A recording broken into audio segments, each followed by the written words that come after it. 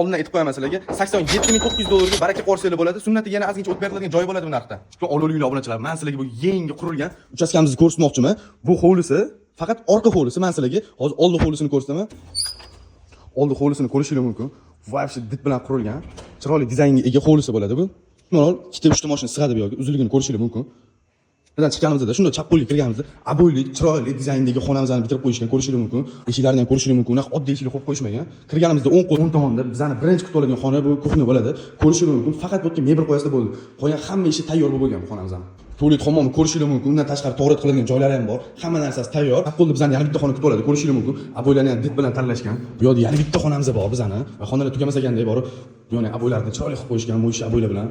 Uni ko'rishingiz mumkin. Podvalni chiroyli xona qilib qo'yishgan. O'zingizga udobniy nimadir qo'rsanglar bo'ladi bu yerga. Shunda podpiska tashlaydigan joy bor. Shunda podpiska tashlab qo'yinglar. Bundan arzon uylar qo'yib beraman sizlarga. Bizda faqat arzon bizga adresiga keladigan bo'lsa, Toshkent tumani, Keles G'iyos markazida joylashgan 3 sutuvdan iborat 4 xonali uyimizni ko'rdinglar. Chiroyli, did bilan qurilgan uyimiz. Bu yerda hali hech kim yashamagan, yangi remontdan chiqqan. Men sizlarga polni xonalarni ko'rsatib o'tdim. Astiga nomerlarga telefon qilsanglar, yana batafsil ma'lumot olasizlar.